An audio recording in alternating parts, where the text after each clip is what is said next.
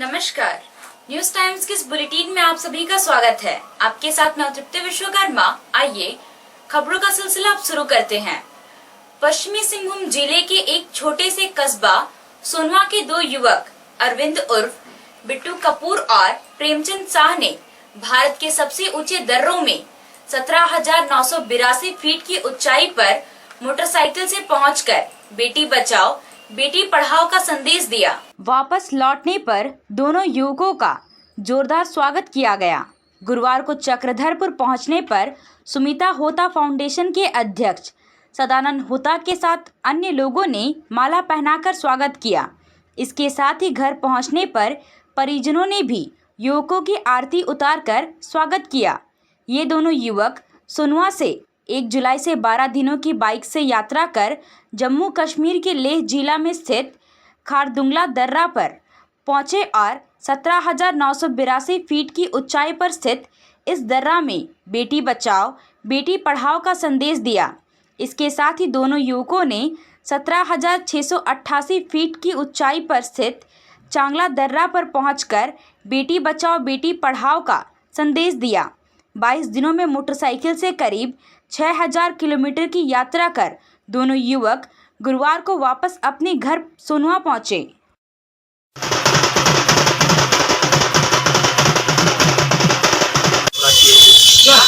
इज्जत से पूरा कितना किलोमीटर? 6,000 किलोमीटर का सफर हो गया। कहाँ का क्या संदेश दिए इसका? वहाँ जाके हम लोग यही संदेश दिए बेटी बचाओ बेटी पढ़ाओ का। सबसे ऊंची दर्रा में जहाँ खारदुंगला है, उसका नाम खारदुंगला है और बहुत अच्छा लगा वहाँ पहुँच कर। कितना दिन में सफर पूरा हुआ? अभी 22 दिन हो गया हम लोग का सफ़र पूरा हुआ। 22 दिन से सफ़र कर रहे हैं। आज रात्रि है। मुश्किल का था लेकिन सब पूरा हुआ।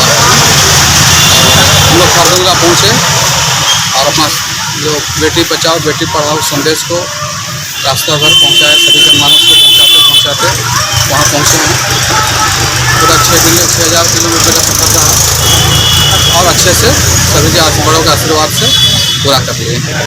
आदिवासी हो समाज महासभा की ओर से सदस्यता अभियान चलाया जा रहा है। आज मझगांव प्रखंड के सरगसिया हाट कैंपस में सदस्यता अभियान चलाया गया, जिसमें समाज के 15 युवाओं ने महासभा की सदस्यता ग्रहण की। महासभा के केंद्रीय महासचिव इपिल सामड और जिला अध्यक्ष गब्बर सिंह हेम्ब्रम ने नए सदस्यों को एक एक पौधा देकर पर्यावरण के प्रति संवेदनशील बने रहने के लिए जागरूक किया। साथ ही पंचायत क्षेत्र के अधिक से अधिक लोगों को महासभा से जोड़ने के लिए प्रेरित किया गया। गुरुवार को संसद में विपक्ष के द्वारा बार बार हंगामा किए जाने और सदन की कार्रवाई को बाधित किए जाने पर भाजपा के वरिष्ठ नेता और अल्पसंख्यक आयोग के पूर्व उपाध्यक्ष सारंगी को विपक्ष ने तल्ख लफ्जे में जवाब दिया है। सबसे बड़ी बात है, जिन विपक्षों ने आरोप लगा रहा है उन विपक्षों के भी कई प्रांत में सरकार है। वहाँ के प्रांत के स्वास्थ्य मंत्री का सीधे बयान है कि ऑक्सीजन की कमी से कोई भी आदमी नहीं मरा है। तो केंद्र सरकार के अधीन स्वास्थ्य विभाग नहीं आता है। अब केंद्र सरकार स्वास्थ्य का रिपोर्ट नहीं बनाता है, वो राज्य सरकार को सहायता देता है और राज्य सरकार उसका रिपोर्ट भेजता है। राज्य सरकार अगर रिपोर्ट गलत दे तो केंद्र सरकार कहाँ दोषी है? हर काल विपक्ष जो कर रहा है अपना राज्य को बचा करके सीधे पूरे दोष केंद्र के ऊपर लद रहा है। ये मतलब सोची समझी और एक राजनीतिक है, जिसको कहा जाए कि देश में राजनीतिक अस्थिरता पैदा करके और सदन को चलने नहीं देना।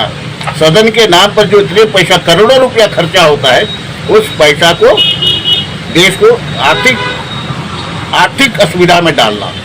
मेरा सबसे कहना बात है, जब मुख्यमंत्री और स्वास्थ्य मंत्री पर उन दल के लोग जो विपक्ष में बैठे हैं, जो केंद्र सरकार पर अंगुली उठा रहे हैं, उनसे पूछा जाए कि आपका पार्टी का जो सरकार है राज्य में, वो अपना मंत्री के प्रति जवाबदेही कितना पूछे है? उनसे क्यों नहीं पूछा? उनकी डाटा क्यों नहीं लिया? और वो राज्यसभा में बैठ करके राज्यसभा को चलाने नहीं देना, सरकार की पैसा को बर्बादी के सिवा और क्या हो सकता है?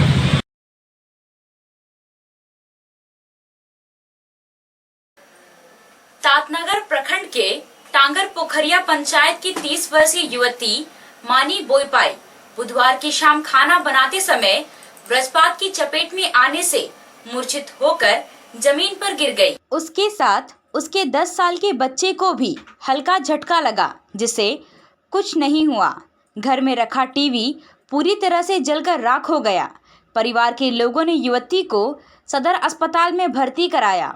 घटना की सूचना पर गुरुवार को सांसद प्रतिनिधि और इंटक जिला अध्यक्ष लखन बिरवा मरीज की हालचाल जानने सदर अस्पताल पहुंचे।